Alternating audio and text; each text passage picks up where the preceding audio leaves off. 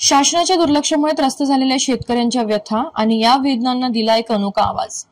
मानोरा तालुक्यात फकीर बाबा म्हणजे रमेश महाराज यांनी शासनाच्या धोरणाविरोधात प्रतिकात्मक प्रेतयात्रा काढून निषेध नोंदवला।